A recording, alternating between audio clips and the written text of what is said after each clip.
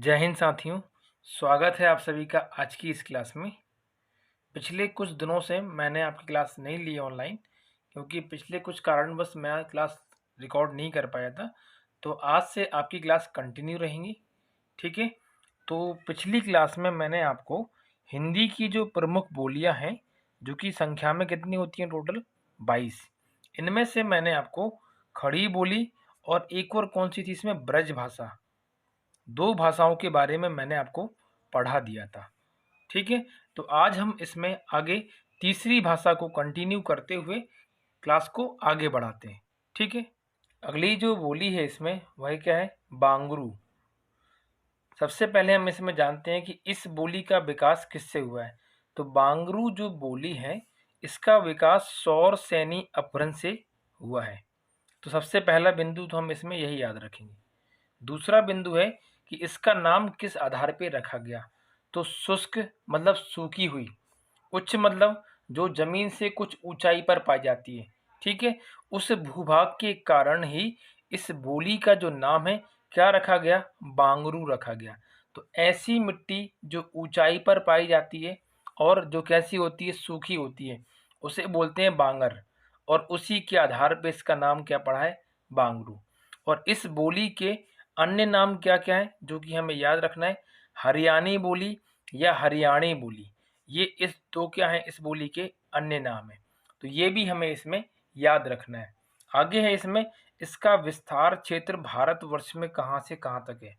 तो मुख्य रूप से इसका विस्तार हरियाणा, पंजाब के पटियाला में, उसके बाद दक्षिण भाग में और दिल्ली के आसपास के जो क्षेत्र हैं वहाँ पर इस बोली को क्या किया जाता है, बोला जाता है। तो तीन ही बातें आपको इसमें याद रखना है कि इस बोली का विकास कौन से अपभ्रंश से हुआ है और इसके अन्य नाम क्या हैं और कौन कौन से क्षेत्रों में ये बोली जाती है, ठीक है।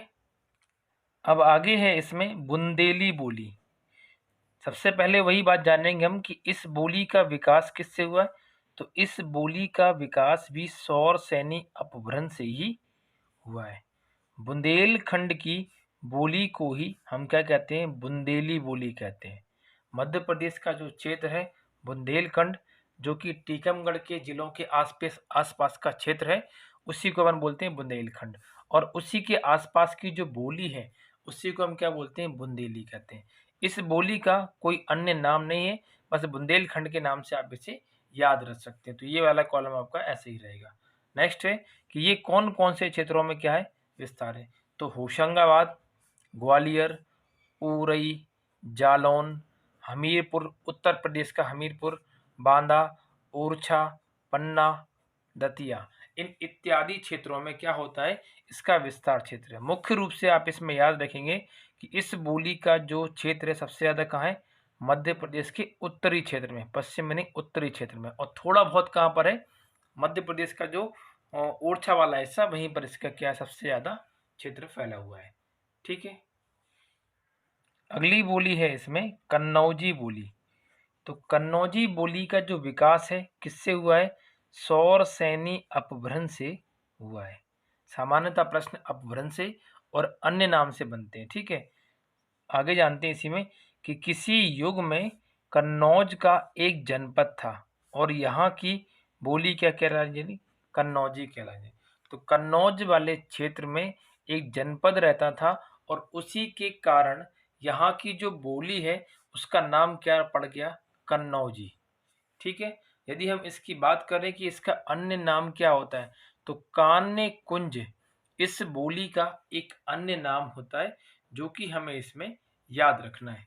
आगे जानते हैं हम इसका विस्तार क्षेत्र कहाँ से कहाँ तक है। तो कानपुर उत्तर प्रदेश का क्षेत्र है, दक्षिण में यमुना नदी की और उत्तर में गंगा नदी के पार, कहाँ तक, हरदोई तक, और साथ में शाहजहांपुर और पीलीभीत, यहाँ तक क्या है, इसका मुख्य रूप से विस्तार क्षेत्र फैला हुआ है। सामान्यतः आपको जनरली यदि इसको पढ़ना है तो ये जो बोली है सबसे ज़्यादा उत्तर प्रदेश राज्य में क्या है, प्रचलित है। तो इस बात को आप इसमें याद रखिएगा। अगली बोली है इसमें अवधी बोली। इसको काट देना, ये मिस प्रिंट से लिखा गया गलती से। तो इसे आप क्या पढ़ेंगे, अवधी। तो सबसे पहले जानते हैं कि जो अवधी बोली है इसका अपभ्रंश कौन सा है या किस बोली से इसका विकास हुआ है।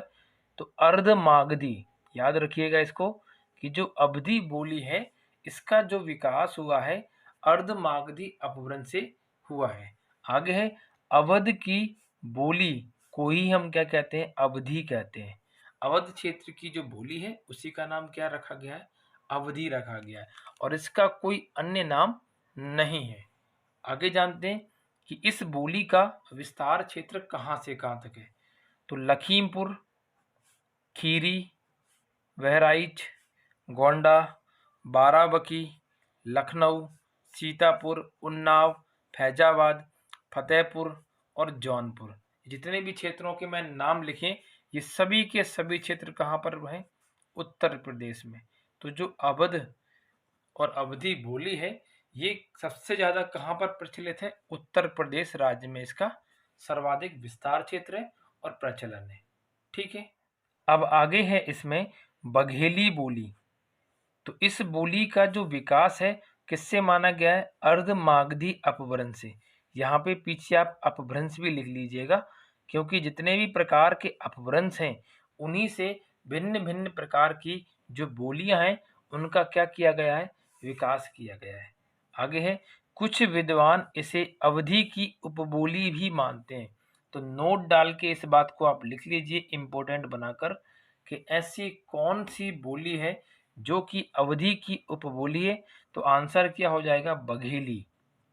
ठीक है, और यही इसका क्या कहलाएगा, हमारा उपनाम कहलाएगा, और अलग से इसका कोई उपनाम नहीं है।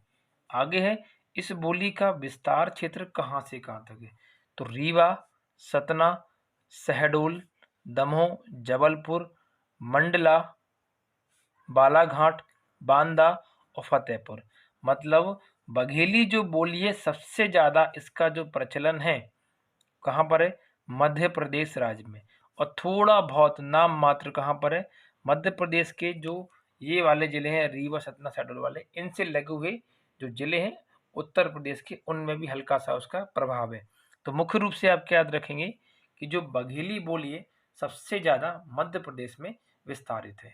ठीक है, आगे है इसमें मैथिली बोली। तो सबसे पहले हम जानते हैं इसमें कि मैथिली बोली का विकास किससे किया गया है। तो मैथिली बोली का विकास हुआ है मागधी अपभ्रंश से। इस बात को आप याद रखेंगे कि जो मैथिली बोली है इसका विकास कौन से अपभ्रंश से हुआ है। तो आंसर क्या होगा, मागधी अपभ्रंश। दूसरा है इसका अन्य नाम क्या है।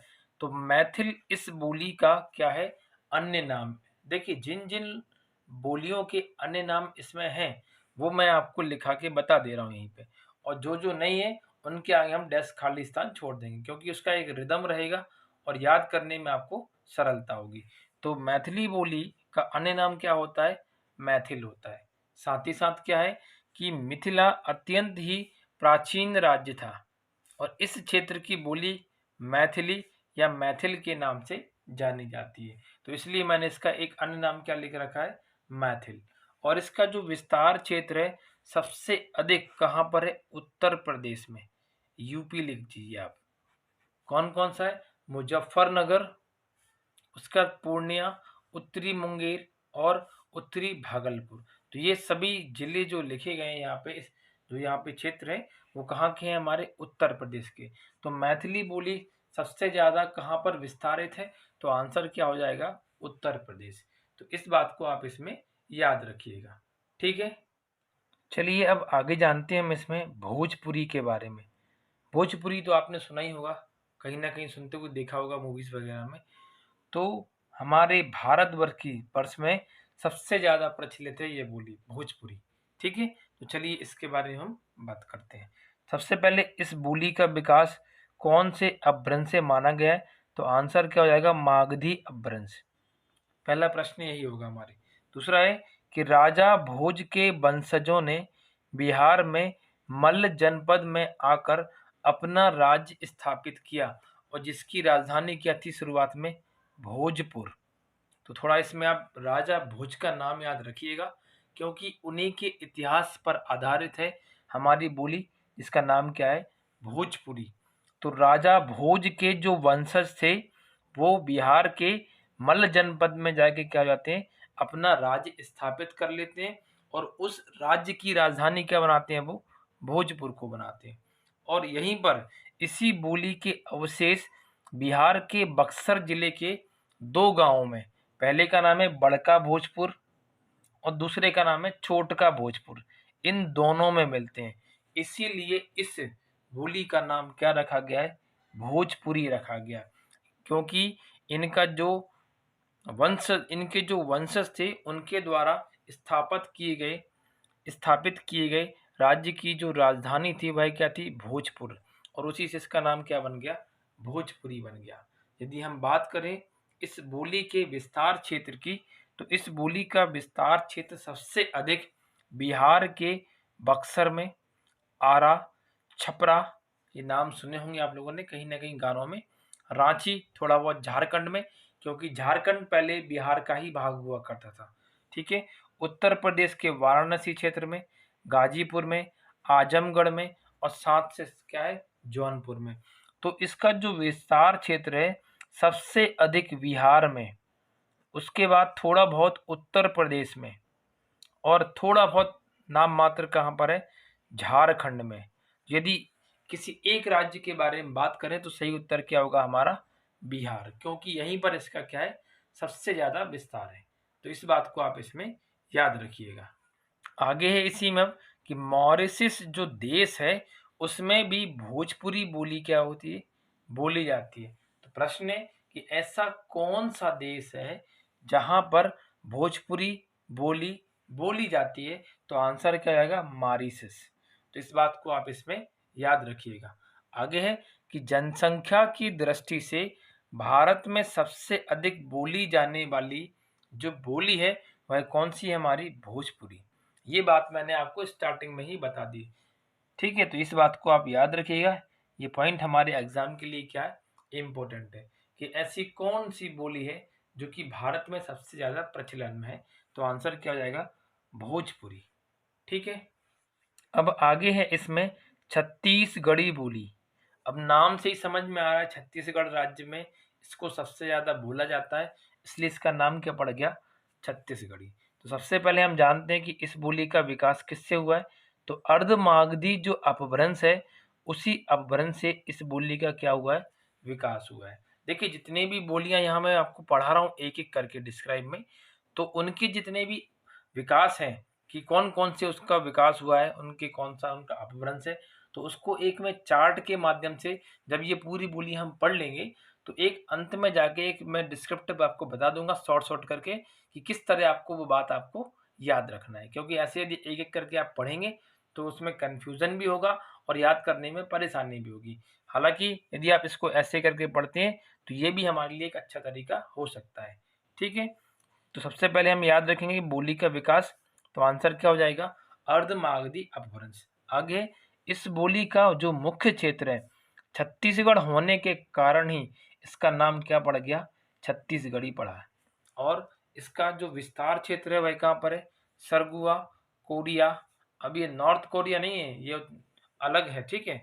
अगला है बिलासपुर, रायपुरन, उसका खैरागढ़, नंदगांव। तो ये जितने भी क्षेत्र यहाँ पे लिखे गए ये सब कहाँ के हैं, हमारे छत्तीसगढ़ के हैं। तो ये बात आप इसमें याद रखिएगा। अगली बोली है इसमें मारवाड़ी। तो मारवाड़ी के नाम समझ में आ रहा है कि ये राजस्थान से इसका नाम जुड़ा हुआ है, ठीक है। तो इस बात को आप इसमें याद रखिएगा। तो इस बोली का जो विकास है किससे हुआ है, राजस्थानी हिंदी से। लेकिन यदि आपका प्रश्न बने कि कौन से अपभ्रंश से हुआ है, तो आंसर आप इसमें लिखेंगे सौर सैनी, क्योंकि जो राजस्थानी हिंदी है ये इसका जो जन्म हुआ है वो भी किससे हुआ है, सौर सैनी अपभ्रंश से। इसलिए हम इनडायरेक्टली कह सकते हैं कि जो मारवाड़ी बोली है इसका जो विकास हुआ है किससे हुआ है, सौर सैनी अपभ्रंश से हुआ है। और राजस्थानी हिंदी का भी किससे हुआ है, सौर सैनी अपभ्रंश से। आगे राजस्थान के भूतपूर्व रियासत जोधपुर का समीपवर्ती जो प्रदेश है मरु प्रधान होने के कारण मरवड़ या मारवाड़ कहलाता है। कहने का इतना सा अर्थ है कि जोधपुर के आसपास का जो भी क्षेत्र है वह मरुस्थलीय क्षेत्र के नाम से जाना जाता था। और मरु के आधार पर ही इसका नाम क्या पड़ गया, मरवड़ या फिर मारवाड़। और अन्य अंततः आगे चल के ये क्या बन गई, मारवाड़ी बोली के नाम से जानी जाती है। ठीक है, यदि हम बात करें इसी में मारवाड़ी के विस्तार के क्षेत्र की, तो अजमेर, किशनगढ़, मेवाड़, सिरोही, जैसलमेर, बीकानेर और हरियाणा के हिसार तक इस बोली का क्या है, विस्तार क्षेत्र है ये। लेकिन यदि किसी एक राज्य को लेकर प्रश्न पूछता है तो आंसर क्या हो जाएगा, राजस्थान। राजस्थान में इस बोली का सबसे ज्यादा क्या है, प्रचलन है। तो इस बात को आप इसमें याद रखिएगा। अब आगे है इसमें ढूंढानी बोली। ढूंढानी बोली क्या है, तो इस बोली का विकास भी राजस्थानी भाषा से या फिर सौर सैनी अपभ्रंश से हुआ है। जो कि अभी मैंने बताया था कि राजस्थानी भाषा ही क्या है, हमारी सौर सैनी अपभ्रंश से जन्मी हुई है। तो जितनी भी राजस्थानी भाषा आपको लिखी जाती है वो सभी किसके अंतर्गत आती है, हमारी सौर सैनी अपभ्रंश के अंतर्गत आती हैं। आगे है इसका जो नामकरण है डूढ़ नदी के नाम पर रखा गया है। तो डूढ़ नदी के नाम पर इस नदी का इस बोली का जो नाम है ढूंढानी पड़ा है। और इसी का एक अन्य नाम होता है जिसे हम क्या कहते हैं, जयपुरी बोली। तो जयपुरी बोली का अर्थ ही क्या है, ढूंढानी बोली। ठीक है, यदि हम इसके विस्तार की क्षेत्र की बात करें तो यह जो बोली है सबसे ज्यादा कहाँ बोली जाती है, जयपुर में, अजमेर में और किशनगढ़ में। मतलब इसका जो विस्तार क्षेत्र है सबसे अधिक कहाँ पर है, राजस्थान राज्य में है। तो इतनी बात आप इसमें याद रखिएगा। अब आगे है इसमें मगही बोली। सबसे पहले मगही बोली का जो विकास है वह मागधी अपभ्रंश से माना जाता है। मतलब कि मगही बोली किससे अपभ्रंशित हुई है, मागधी अपभ्रंश से इसका विकास हुआ है। आगे है कि इस बोली का जो विस्तार क्षेत्र है वह पटना, गया, हजारीबाग, भागलपुर और मुंगेर तक फैला हुआ है। मतलब मुख्य रूप से इस बोली का जो विस्तार है वह कहाँ पर है, बिहार राज्य में है। ठीक है, आगे यदि बात करें हम कि जो मगही का शब्द है उसका जो शाब्दिक अर्थ है वह क्या होती है, मगध की बोली। तो मगध की बोली ही क्या कहलाती है, मगही बोली कहलाती है। तो ये बात आप इसमें याद रखिएगा। यदि हम बात करें इसमें एक नोट के बारे में जो कि हमारे एग्जाम के लिए जरूरी है कि वर्तमान समय में सबसे ज्यादा हिंदी भाषा पर किस बोली का प्रभाव पड़ा है, तो आंसर क्या हो जाएगा, मगही बोली का। तो ये हमारे एग्जाम के लिए जरूरी है, तो ये बात आप इसमें याद रखिएगा। ठीक है, अब आगे है इसमें कुमाऊनी बोली। कुमाऊनी बोली का जो विकास है वह क्या है, सौर सैनी अपभ्रंश। अर्थात इस बोली का जो विकास है वह सौर सैनी अपभ्रंश से हुआ है।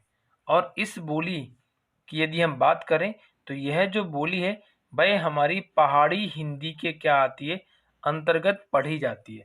तो इसका एक अन्य नाम क्या हो जाएगा कि पहाड़ी हिंदी को ही हम कुमाऊनी हिंदी के नाम से जानते हैं। ठीक है, यदि हम इसके नामकरण की बात करें तो इसका जो नामकरण है वह प्राचीन काल में अल्मोड़ा व पिथौरागढ़ जिले के कूर्माचल या कुमाऊनी के नाम से क्या थे, प्रसिद्ध थे। तो पहले के जमाने में जो अल्मोड़ा है और जो पिथौरागढ़ है, तो अल्मोड़ा को जानते थे कूर्माचल के नाम से और पिथौरागढ़ को जानते थे कुमाऊनी के नाम से। तो इन्हीं के नाम पर इस बोली का नाम क्या पड़ गया, कुमाऊनी बोली पड़ गया। तो ये बात आप इसमें याद रखिएगा। ठीक है, चलिए अब हम इसमें आगे बढ़ते हैं। अब आगे है इसमें गढ़वाली बोली। यदि बात करें हम गढ़वाली बोली की तो इस बोली का विकास सौर सैनी अपभ्रंश से हुआ है। और इस बोली का जो अन्य नाम है वह क्या है, केदार खंड बोली, या इसी को आप बोल सकते हैं केदार खंडी बोली। तो केदार खंडी बोली को ही हम क्या कहते हैं, गढ़वाली बोली के नाम से जानते हैं। और इसका जो विस्तार क्षेत्र है सबसे ज्यादा उत्तराखंड क्षेत्र में है। जो उत्तराखंड राज्य है उसी में इसका सबसे ज्यादा क्या है, विस्तार क्षेत्र है। उत्तराखंड के गढ़वाली में, टिहरी में, चमोली में और उत्तरकाशी में। तो ये जितने भी मैंने क्षेत्रों के नाम यहाँ बताए आपको, वही हमारे लिए जरूरी है, मुख्य रूप से ये वाला। ठीक है, तो गढ़वाली के बारे में इतनी बातें आप इसमें याद रखिएगा। अब आगे है इसमें मेवाती बोली।